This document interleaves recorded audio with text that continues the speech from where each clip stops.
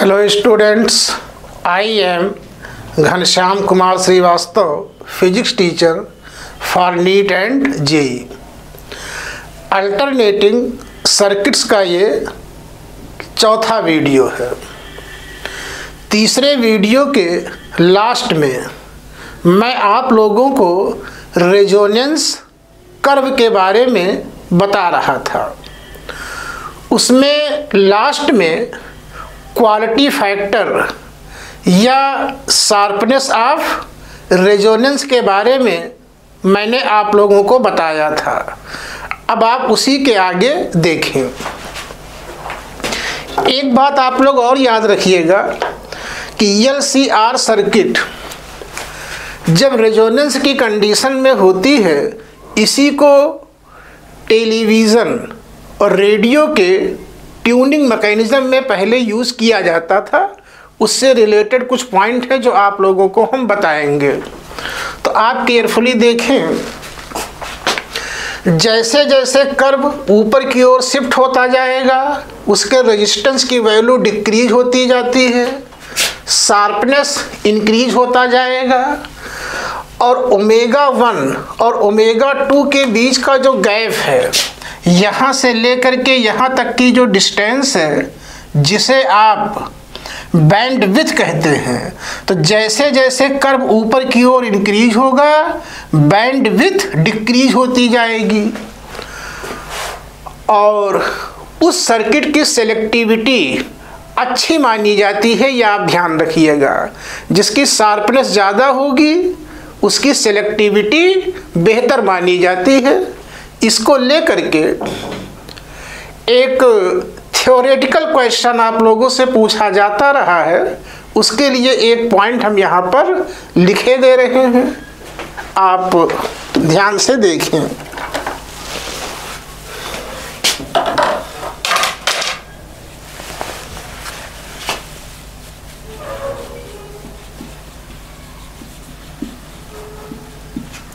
मोर sharpness, low resistance,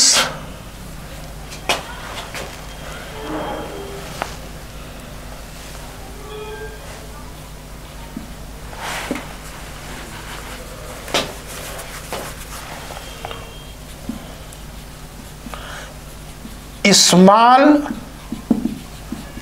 bandwidth, और इसी के लिए होता है, हम यहीं पे लिखे देते हैं, good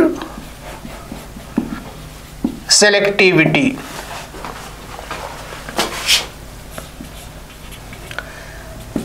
less sharpness,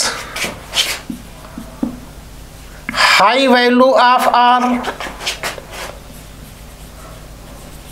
large bandwidth, bad selectivity.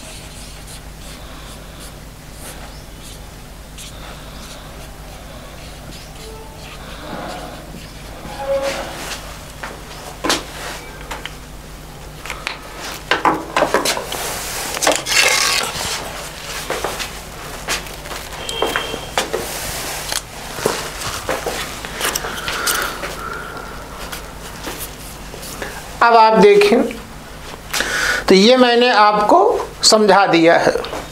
अब आप ये देखें, LCR सीरीज सर्किट टेलीविज़न और रेडियो के ट्यूनिंग मैकेनिज़्म में कैसे यूज़ की जाती है। तो आप सपोज़ करें ये ब्रॉडकास्टिंग स्टेशंस हैं। अब कोई भी स्टेशन हो सकता है, गोरखपुर है, लखनऊ है, या कोई भी स्टेशन है जहाँ से इंफॉर्मेशन को प्रोड्यूस किया जा रहा है और डिफरेंट प्लेसेस के लिए भेजा जा रहा है। तो मान लो ये गोरखपुर स्टेशन है। अब यहाँ से सर्टेन फ्रीक्वेंसी की इंफॉर्मेशन ब्रॉडकास्ट हो रही है और बहुत दूरी पर बैठा हुआ कोई आदमी रेडियो या टेलीविज़न को यूज़ कर रहा है तो उसमें LCR सर्किट ही लगी होती है और यहाँ पर एक नॉब होती है जिसे आप रोटेट करते हैं तो एक लाइन मूव करने लगती है। होता क्या है, जब आपके रेडियो सेट की एंगुलर फ्रीक्वेंसी और स्टेशन से आने वाले इंफॉर्मेशन की फ्रीक्वेंसी दोनों इक्वल हो जाती हैं, ठीक उसी समय रेजोनेंस होता है और रेजोनेंस कंडीशन में करंट एम्पलीट्यूड मैक्सिमम होता है। तो उस इंफॉर्मेशन की आवाज़ सबसे तेज होती है और आप लोगों को सुनाई देती है। इतना आप जानते हैं कि रेजोनेंस तभी होता है जब दो ऑसिलेटिंग बॉडीज़ की फ्रीक्वेंसी सेम हो। तो यहाँ दो बॉडीज़ कौन कौन सी हैं, एक ब्रॉडकास्टिंग स्टेशन से आने वाले इंफॉर्मेशन की फ्रीक्वेंसी और दूसरा आपके रेडियो या टेलीविज़न में जो LCR सर्किट लगी हुई है उसकी एंगुलर फ्रीक्वेंसी। जब दोनों का ओमेगा इक्वल होता है ठीक उसी समय रेजोनेंस होता है और वो साउंड या इंफॉर्मेशन आपको सुनाई देती है क्योंकि उसका करंट एम्पलीट्यूड मैक्सिमम होता है। अब ये पॉसिबल कैसे होता है, स्टेशन से जो फ्रीक्वेंसी आ रही है वो फिक्स है, ओमेगा को आप चेंज नहीं कर सकते, लेकिन आपके रेडियो सेट में LCR सर्किट लगी होती है जिसके लिए omega not equal to √1/LC। यहाँ पर L कांस्टेंट होता है। जो कैपेसिटर लगा होता है इसकी कैपेसिटिव वेरिएबल होती है। तो जब आप नॉब को रोटेट करते हैं तो C चेंज होता है और C चेंज होने से ओमेगा नॉट भी चेंज होता जाता है। तो जैसे जैसे नॉब को रोटेट करते जाते हैं C चेंज होता है, C के चेंज होने से ओमेगा नॉट चेंज होगा और when omega equal to omega not वही इंफॉर्मेशन आपको सुनाई देती है। यही इसका ट्यूनिंग मैकेनिज्म होता है। अब बहुत ज़्यादा डिटेल में आप लोगों से चीज़ें यहाँ पर नहीं पूछी जाती हैं, तो ये मैंने आपको LCR सर्किट के बारे में बताया। जब मैं कॉम्बिनेशन आपको बता रहा था तो मैंने आपको प्योर R के बारे में, प्योर L के बारे में, प्योर C, LR, RC और LCR इतनी सर्किट के बारे में हमने आपको बताया था। अभी तक मैंने आपको LC सर्किट के बारे में नहीं बताया है। तो अब आपको हम LC सर्किट के बारे में बताएंगे। आप लोग देखें,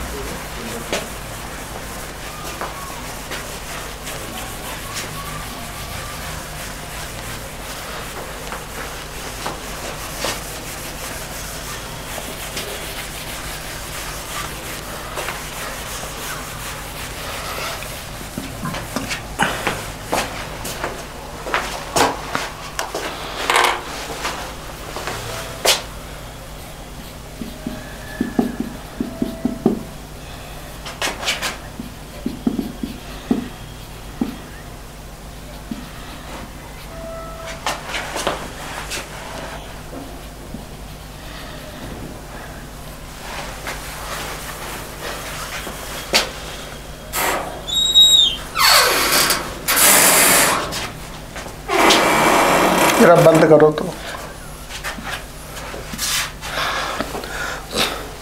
तो अब आप देखें LC सर्किट के बारे में। तो अगर आप LC circuit with AC source लेते हैं तो यहाँ पर यल और सी सीरीज कॉम्बिनेशन में है। एक्चुअली होता क्या है, जब आप यल को सी को सोर्स को ज्वाइन करेंगे तो ज्वाइन करने के लिए मेटल वायर का ही तो यूज़ करेंगे, और ऐसा कोई वायर नहीं होता है जिसका रेजिस्टेंस 0 हो। इसीलिए एलसी सर्किट आइडियल कंडीशन में तो पॉसिबल ही नहीं है।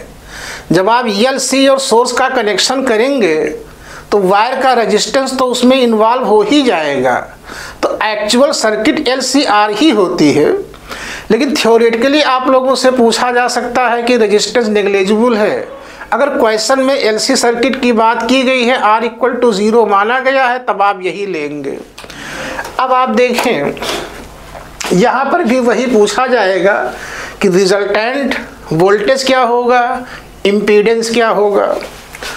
तो दोनों सीरीज कॉम्बिनेशन में है, इसलिए दोनों से पास होने वाली करंट सेम होगी। तो हम मान लेते हैं I की डायरेक्शन ये है, VL I से 90 डिग्री लीड करेगा और VC I से 90 डिग्री लैग करेगा। अब दो वेक्टर हैं, दोनों एक दूसरे के अपोजिट डायरेक्शन में हैं, तो then resultant voltage V = vector VL plus vector VC, और इन दोनों के बीच का एंगल 180 डिग्री है।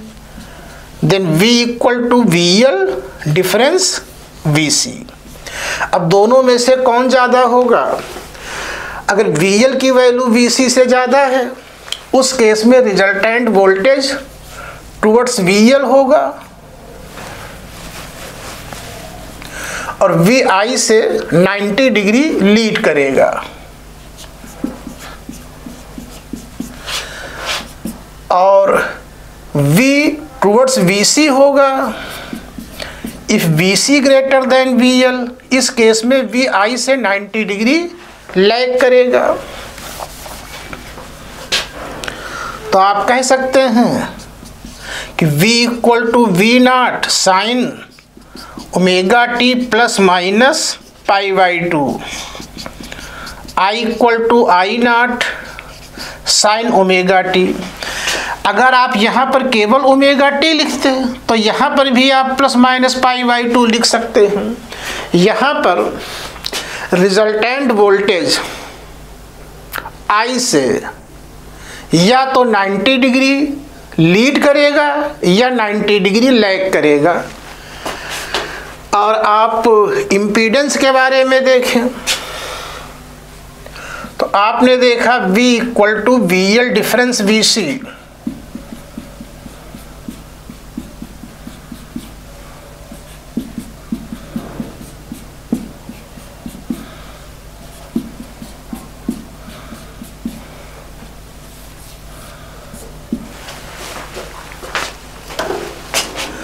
आपने देखा V = VL difference VC, VL = IXL, VC = IXC। यहाँ I कॉमन ले लें, लेफ्ट साइड में ले आए, then V/I = XL difference XC, और V/I को हम Z से डिनोट करते हैं, और इसी को कहा जाता है इम्पीडेंस ऑफ द सर्किट। यहाँ पर रेजोनेंस कंडीशन वही होती है जो मैंने आपको LCR में बताया था। रेजोनेंस कंडीशन में XL और XC दोनों की वैल्यू सेम होती है। आप नोट करें, फिर आपको हम बता रहे हैं।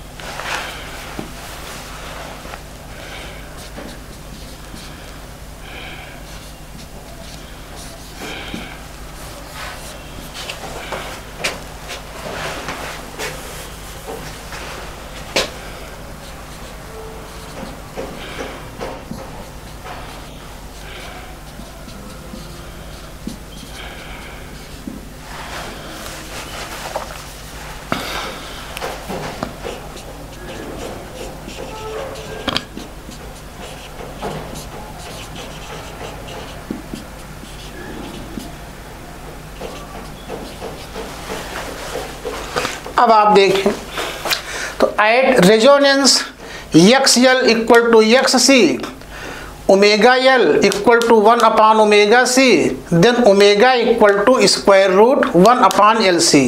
इसी को हम ओमेगा नॉट से डिनोट करते हैं और इसी को हम रेजोनेंट एंगुलर फ्रीक्वेंसी कहते हैं।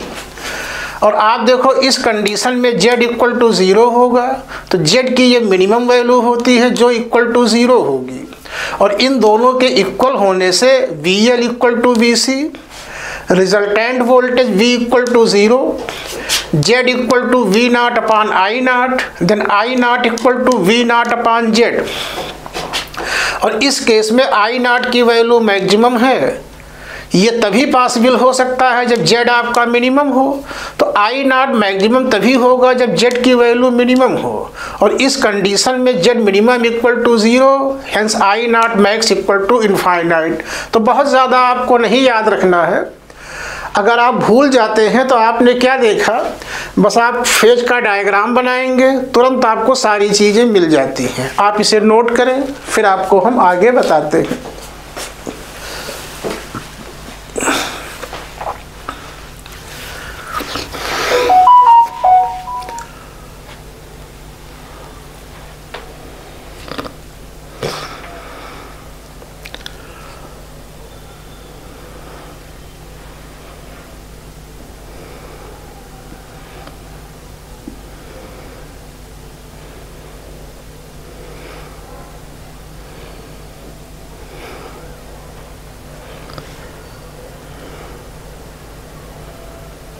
अब आप देखें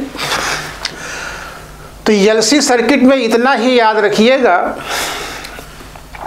कि जब ये रेजोनेंस कंडीशन में होती है तो वही सारे रिजल्ट आपको मिलते हैं जो LCR में मैंने आपको बताया था, बस यहाँ पर कैपिटल R की वैल्यू 0 हो गई है। अब यहाँ पर एक केस और आता है कि अगर L और C एक दूसरे के पैरेलल कॉम्बिनेशन में हो विद AC सोर्स, तब क्या होगा, कभी कभी इसका यूज आता है।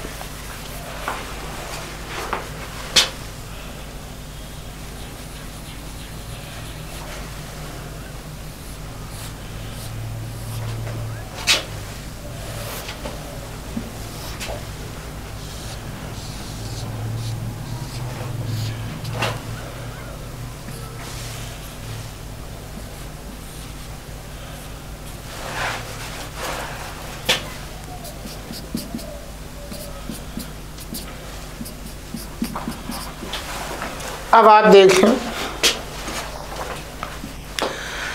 अगर L और C पैरेलल कॉम्बिनेशन में हैं विद AC सोर्स, तो इसका सर्किट डायग्राम आप लोग देखें। यहाँ पर हमने L और C का पैरेलल कॉम्बिनेशन लिया है विद AC सोर्स, तो पैरेलल कॉम्बिनेशन में V की वैल्यू सेम होगी क्योंकि L और C पैरेलल कॉम्बिनेशन में हैं।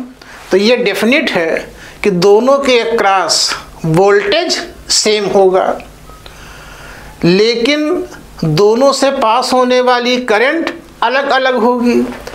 हम मान लेते हैं किसी भी टाइम t पर सोर्स से स्टार्ट होने वाली करंट I है, I का यहाँ डिवीज़न होगा। मान लो कैपेसिटर से पास होने वाली करंट IC है और इंडक्टर से पास होने वाली करंट को मैंने IL से डिनोट किया है। अब हम इसका फेज डायग्राम बनाते हैं। तो यहाँ पर V सेम है।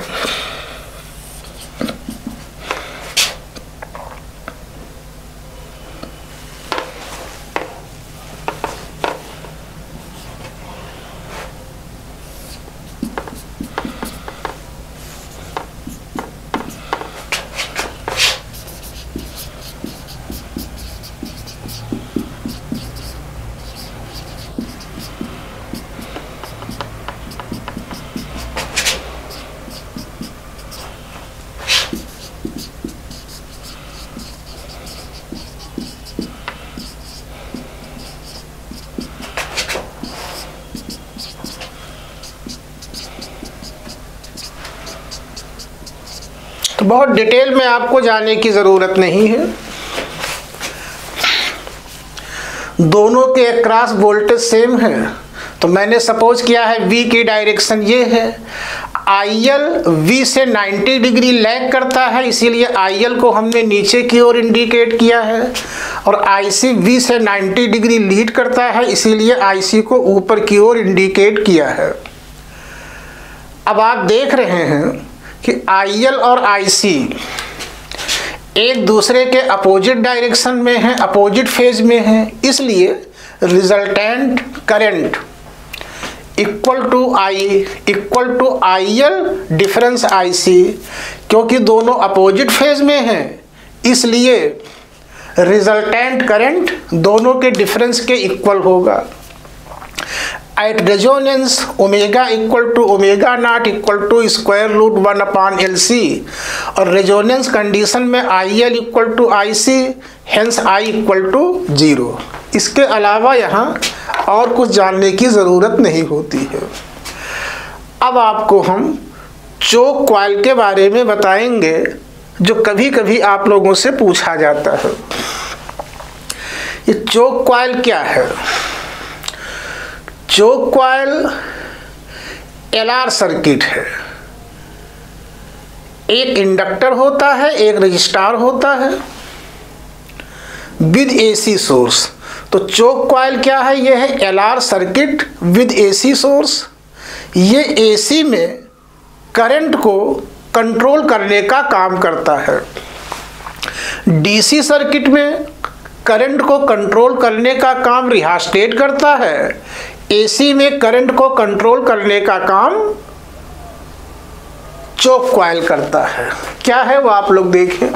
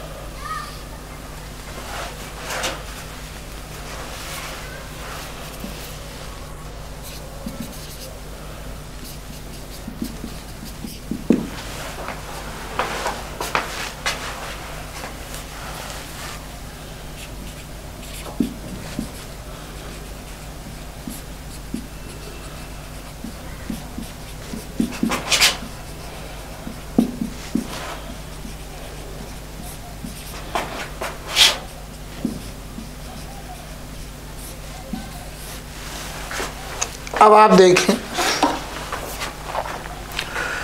चोक कॉइल का कंस्ट्रक्शन कैसे किया जाता है।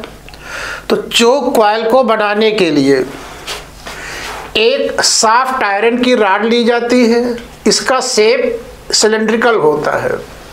यहाँ पर एक हैंडल होती है। हैंडल इसलिए होती है जिससे हम रॉड को आगे पीछे स्लाइड कर सकें। इस रॉड के ऊपर कॉपर के थिक वायर को रैप किया जाता है, लपेटा जाता है। मैंने आप लोगों को बताया था कि जब आप किसी मेटल वायर को, जैसे मान लो ये मेटल का स्ट्रेट वायर है, तो अगर ये मेटल का स्ट्रेट वायर है तब इसके पास रेजिस्टेंस होगा और उसका फार्मूला है ρL/A। जब आप मेटल के स्ट्रेट वायर को स्प्रिंग के शेप में रैप कर देते हैं, लपेट देते हैं, इसी को हम इंडक्टर कहते हैं और इसके पास सेल्फ इंडक्टेंस L होता है। तो अब आप देखें, जब आप सॉफ्ट आयरन की रॉड के ऊपर कॉपर के थिक वायर को लपेट देंगे तो लपेटने से ये स्प्रिंग के शेप में लिपट जाएगा। तो ये स्प्रिंग के शेप में रैप हो गया है, इसीलिए इसके पास सेल्फ इंडक्टेंस आ गया है और है तो मेटल का वायर ही ना, इसलिए इसके पास रेजिस्टेंस भी होगा। तो यहाँ पर डिवाइस दो नहीं है, एलिमेंट आपके दो नहीं है, एलिमेंट आपका एक ही है, मेटल का वायर। इसके पास R की वैल्यू ऑलरेडी है, स्प्रिंग के शेप में लपेटने से इसके पास L भी आ गया, तो इसके पास सेल्फ इंडक्टेंस L भी है, रेजिस्टेंस R भी है और दोनों एक ही बॉडी के अंदर हैं। तो आप कह सकते हैं कि ये सीरीज कॉम्बिनेशन में है। कभी कभी क्या होता है, जब बच्चे इस डायग्राम को ऐसे देखते हैं तो उनको ये लगता है कि ये एक दूसरा एलिमेंट है, ये दूसरा एलिमेंट है, यहाँ से दोनों को ज्वाइन किया गया है। ऐसा हो सकता है, लेकिन ऐसा हमेशा होना ज़रूरी नहीं है। ये कभी कभी ये भी बताता है कि डिवाइस एलिमेंट एक ही है, ये दोनों उसकी प्रॉपर्टीज़ हैं। ये आपका AC सोर्स है। तो वही हमने लिखा है कि choke coil is LR circuit with AC source. It is current controller in AC circuit. Current को ये कैसे कंट्रोल करता है वो आप देखें। आप जानते हैं Z = VRMS upon IRMS implies that IRMS = VRMS upon Z। और LR सर्किट के लिए, for LR circuit Z = √ω/L का होल स्क्वायर प्लस R²। अब यहाँ पर क्या होता है, if rod is pulled out, जब रॉड को कॉइल से बाहर पुल किया जाता है, खींचा जाता है, तो क्या होगा, L आपका डिक्रीज होगा और L के डिक्रीज होने से IRMS इंक्रीज हो जाएगी। अब इसका अपोजिट आप ले लें, इफ रॉड इज इंसर्टेड, मान लो रॉड कॉइल के बाहर है, तो रॉड का काफ़ी पोर्शन कॉइल के बाहर है। जब आप रॉड को कॉइल के अंदर इंसर्ट कराएंगे तो then L increases and IRMS decreases. तो आपने क्या देखा कि जैसे आपने रॉड को बाहर किया L डिक्रीज हुआ, करंट आपकी इंक्रीज हो गई, रॉड को अंदर किया L इंक्रीज हो गई, करंट आपकी डिक्रीज हो गई। इस तरीके से ये AC करंट को कंट्रोल करता है। आप नोट करें इसे, फिर आपको हम बताते हैं।